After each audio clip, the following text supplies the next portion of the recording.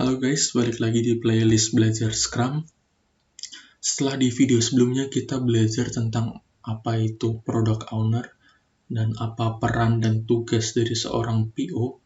Nah, di video kali ini kita akan sama-sama belajar teman-teman tentang apa itu Development Team.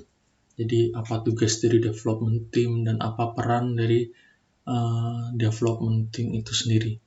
Nah, buat referensinya kita balik lagi ke bukunya Om Jeff yang judulnya Scrum. Jadi di sini juga udah dijelasin apa itu development team atau tim pengembang di sini ya. Jadi development team itu sendiri adalah sekelompok orang yang nantinya akan mewujudkan visi dari product owner teman-teman. Jadi tadi mungkin di video sebelumnya udah dijelaskan tentang backlog atau seperti apa produk yang mau dibikin sama si product owner.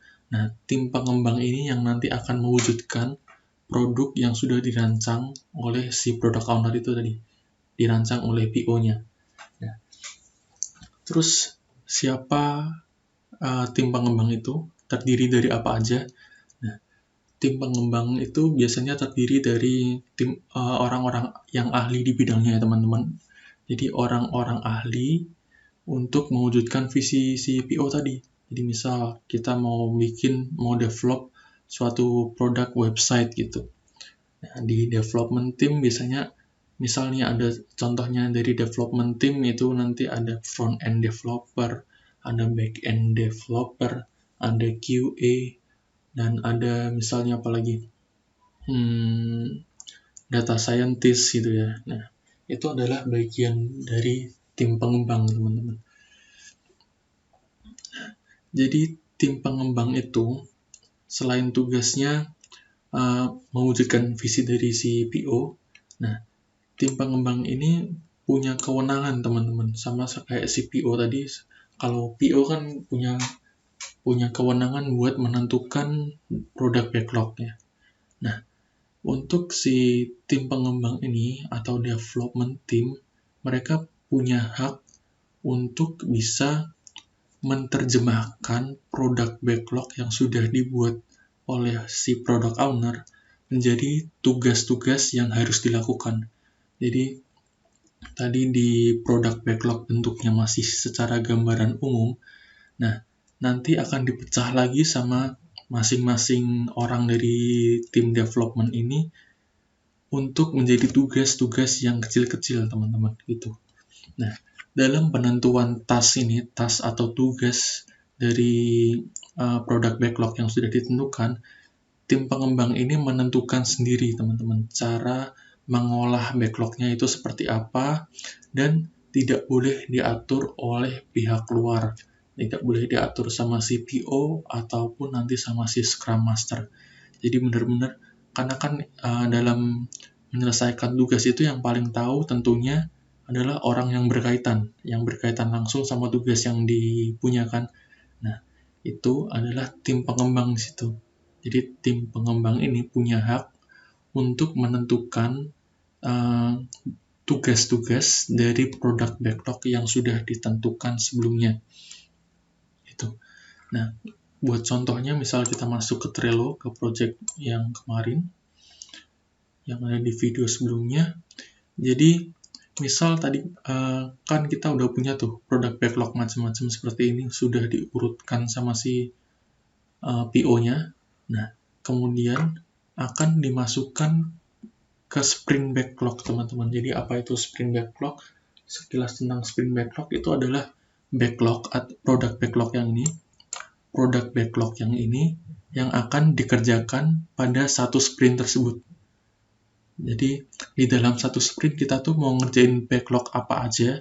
Nah, itu nanti dimasukkan ke sprint backlog ini, teman-teman. Nah, biasanya juga di sprint backlog ini ada sprint goal-nya. Jadi, tujuan dari sprint itu tuh mau apa, gitu.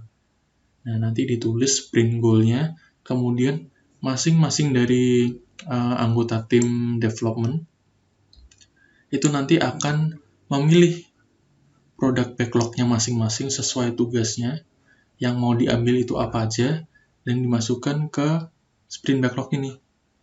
Kemudian dari sprint backlog ini akan dipecah lagi menjadi tugas-tugas kecil, teman-teman. Nah, ini tugas-tugas ini adalah pengembangan dari setiap sprint backlog yang ada di sini. Nah, misal contoh ini sprint backlog yang pertama, as a job seeker, I want to be able to register or login. Nah, misal ini yang lagi nulis si backend developernya. Nah, si backend itu tentu dia harus buat skema atau relasi database dulu untuk mendukung selesainya backlog ini ya teman-teman. Jadi backlog ini kan sebagai gambaran umum, kemudian diterjemahkan lagi sama si masing-masing anggota tim menjadi tugas-tugas kecil seperti ini. Nah, misalnya untuk menyelesaikan ini, si backend itu perlu membuat database dulu, kemudian membuat endpoint-nya untuk register, membuat endpoint untuk login gitu ya. Kemudian ada macam-macam di sini tugasnya misalnya ini ya. Nah, jadi satu sprint backlog ini bisa terdiri dari beberapa task, teman-teman. Task atau tugas. Nah, penentuan tugas ini yang akan ditentukan langsung oleh si tim member itu sendiri. Jadi tim member itu berhak untuk menentukan ini, tugas-tugas apa aja yang mau dibikin, tapi untuk dalam ranah product backlog di sini, ini yang menentukan adalah seorang product owner-nya, teman-teman. Begitu untuk peran dari si tim development. Gitu. Nah, jumlah anggota tim development itu sendiri tidak boleh terlalu banyak ini ya. Nah, di sini jumlah anggota tim pengembang itu tidak boleh terlalu banyak supaya tetap gesit. Nah, kenapa nggak boleh terlalu banyak? Karena kalau terlalu banyak nanti justru malah kita bingung sendiri, teman-teman. Karena yang satu punya pendapat ini, yang satu punya pendapat ini, ada banyak pendapat di situ, kita malah nanti bingung sendiri. Nah, itu kenapa biasanya yang ada di tim pengembang ini adalah emang orang-orang yang benar-benar pakar di bidangnya, yang biasanya full stack gitu ya, full stack developer. Jadi dia bisa front end, bisa back end, bisa apalagi gitu. Jadi benar-benar orang di sini itu dia adalah orang yang istilahnya multifungsi juga.